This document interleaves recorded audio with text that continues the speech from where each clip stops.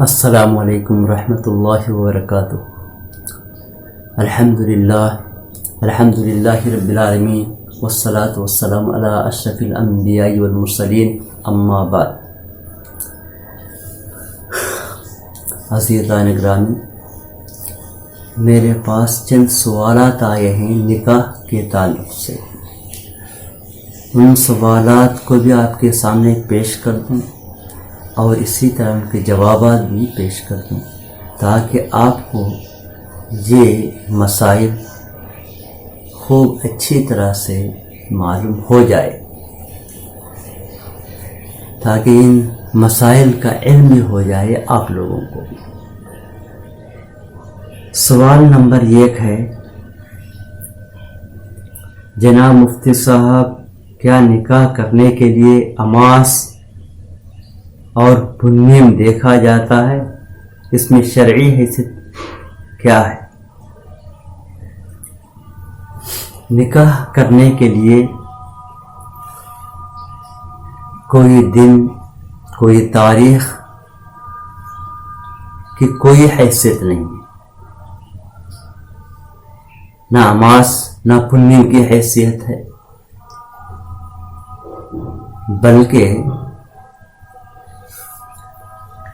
لڑکی جس کا نکاح ہونے جا رہا ہے اس لڑکی کی حالت دیکھی جائے گی، کس حالت میں ہے وہ، اگر وہ پاک ہے یا ناپاک ہے۔ اگر جس وقت ہمیں نکاح کرنے جا رہے ہیں اس تاریخ میں وہ لڑکی پاکی کی حالت میں ہونا ضروری ہے، اسی لیے لڑکی کے گھر جا کر نکاح کی تاریخ طے کی جاتی ہے۔ اماس پنیم کی کوئی حیثیت شرعی حساب سے نہیں ہے، اسے نکاح سے کوئی تعلق نہیں ہے۔ دوسرا سوال یہ ہے، نکاح کے لیے کوئی وقت متعین کرنا ضروری ہے یا نہیں؟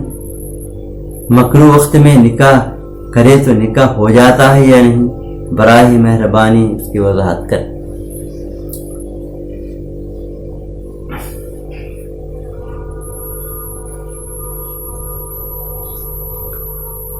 نکاح کے لیے کوئی وقت متعین کرنا تو لوگ جڑنے کے واسطے، جس طرح نماز پڑھنے کے واسطے ایک وقت متعین کر رہے ہیں تاکہ تمام لوگ، تمام مسلمان، محلے کے مسلمان مسجد میں جڑیں، وہ اس وقت تک آ جائے، ہماری آسانی کے واسطے ہے۔ اسی طرح نکاح کے لیے بھی وقت متعین کرتے ہیں تاکہ اس وقت تک تمام حضرات جس کو دعوت دی گئی ہے وہ پہنچ جائے، اس لیے وقت متعین کر رہے ہیں، متعین کرنا پڑے گا۔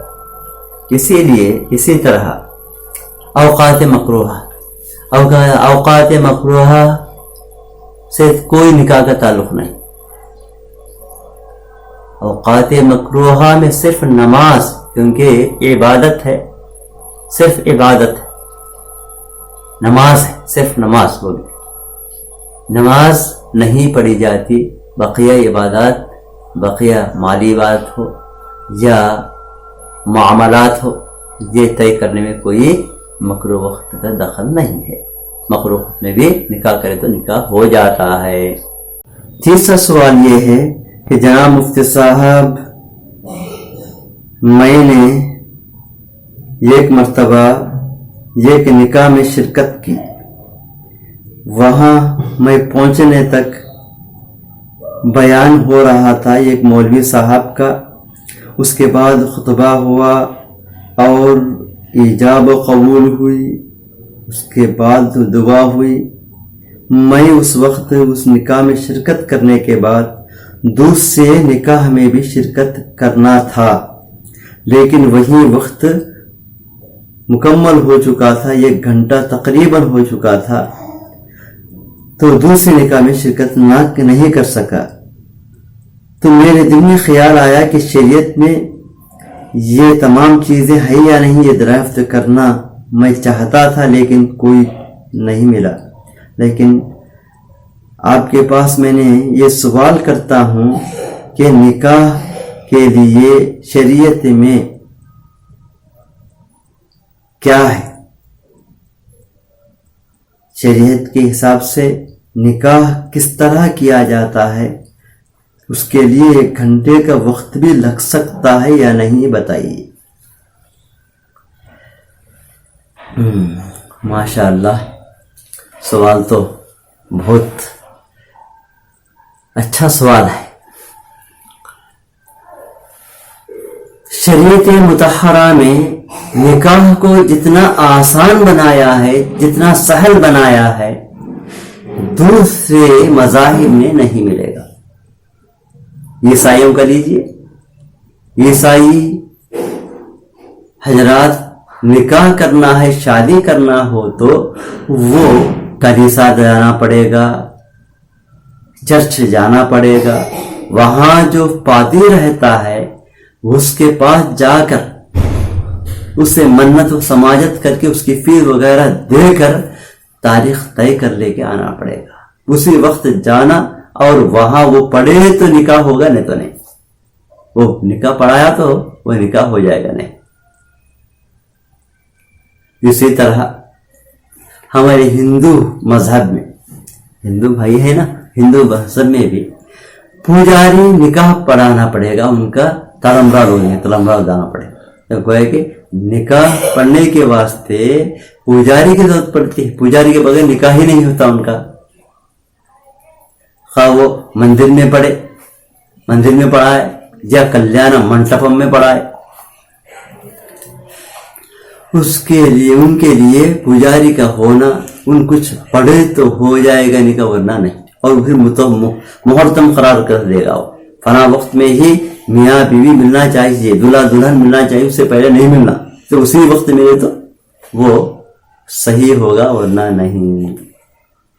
لیکن اسلام میں اس طرح کی تکلفات، اس طرح کی خرافت نہیں ہے۔ اگر کوئی لڑکا لڑکی نکاح کرنا چاہے تو وہ آسانی سے نکاح کر سکتے ہیں۔ بالغ لڑکا اور لڑکی ہے، دونوں نکاح کرنا چاہتے ہیں تو 2 گواہ مسلمان ہونا شرط ہے۔ ان گواہوں کے موجودگی میں ان دو گواہوں کے موجودگی میں ایک ان میں سے کہا کہ میں نے نکاح کیا آپ سے اتنے مہر میں، تو وہ دوسرا دلہن ہو یا دلہا ہو، کوئی بھی کہہ سکتا ہے میں نے نکاح کیا آپ سے، تو انہوں نے قبول کیا، میں نے، بس نکاح ختم ہو گیا۔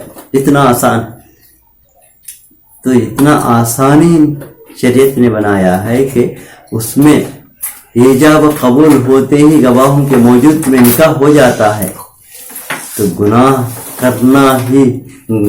کر ہی نہیں سکتا ہے انسان، لیکن ہمیں وہ جانتے نہیں، ہمیں گناہ کر بیٹھتے ہیں۔ اب رہی یہ بات، نکاح کے وقت میں مولوی صاحب بھی پڑھانا ہے، نائب صاحب بھی پڑھانا ہے، اور مولوی صاحب اتنے گھنٹے تقریر کرنا ہے، یہ تمام چیزیں اپنے بنائی ہوئی ہیں، یہ صحیح نہیں ہے۔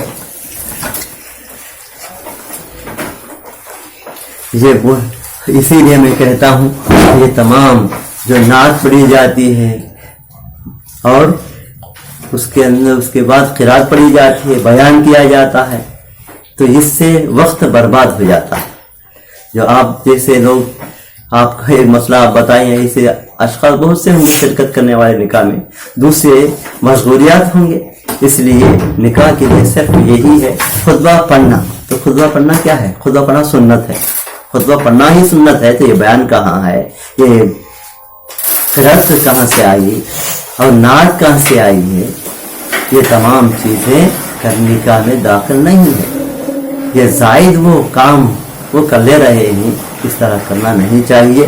صرف ایجاب و خطبہ ہو، ایجاب قبول ہو، دعا ہو، اس کے بعد رخصت ختم. یہی اصل ہے.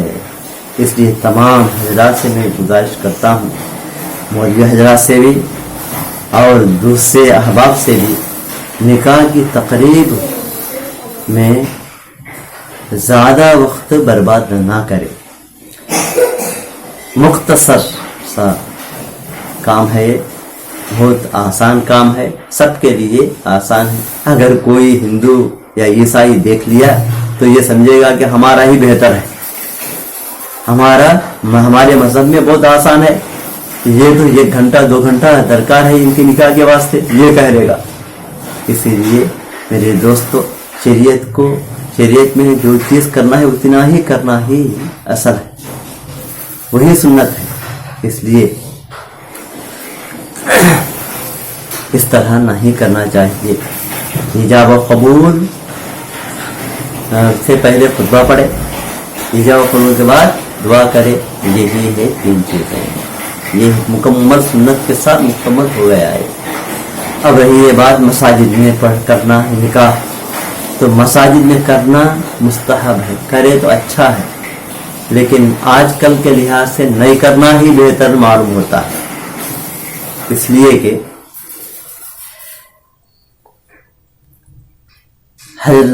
یہ نکاح کرنے والے شروعات میں اپنے طور پر جتنے چاہے اتنے خرافات لین دین کا معاملہ ہوتا ہے،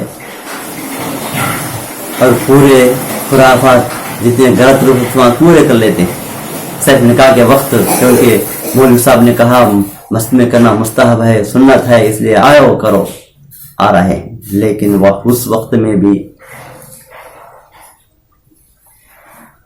مسجد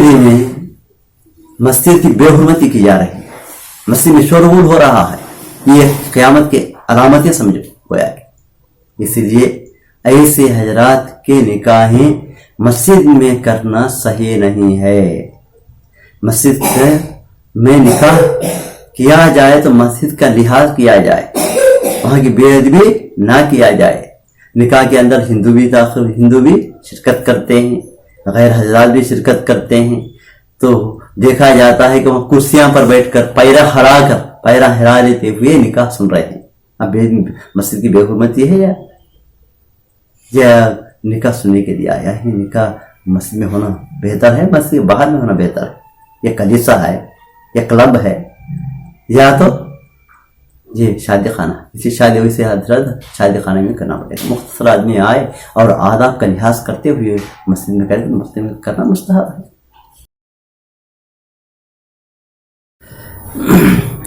چوتھا سوال یہ کیے ہیں مفتی صاحب دامت برکاتہم، السلام علیکم ورحمۃ اللہ وبرکاتہ. آج کل نکاح اور ولیمہ ایک ہی دن کیا جا رہا ہے. کیا ایک ہی دن میں نکاح اور ولیمہ کیا جا سکتا ہے یا نہیں؟ یا سنت ادا ہوتی ہے؟ اس طرح کرنے سے ولیمے کی سنت پوری ادا ہو جاتی ہے یا نہیں؟ وضاحت کریں. حضرات اکرامی، اس سوال جو کیے ہیں انہوں نے، اس سوال کا جواب یہ ہے کہ ایک ہی دن میں نکاح اور ولیمہ کی دعوت کرنا، نکاح کے فوراً بعد ہو یا کچھ دیر رکنے کے بعد ہو، ولیمہ کرنا تو کر سکتے ہیں. کرنا چاہے کہ کوئی ضرورت ہو تو کر سکتے ہیں، لیکن سنت یہ نہیں ہے. نکاح ہونے کے بعد شب زفاف گزرنے کے بعد نکاح ہو، ایک دن پہلے دن عصر کے وقت نکاح رکھ لے، اس کے بعد دوسری رات گزر جاتی ہے، دوسرے دن ولیمہ کر لیں، تو یہ صحیح سنت ہے۔ لیکن کسی مجبوری کی وجہ سے بعض شہریں ایسے ہیں جہاں شادی خانہ بک کرنا ہو تو لاکھوں کے روپے ڈالنا پڑے گا۔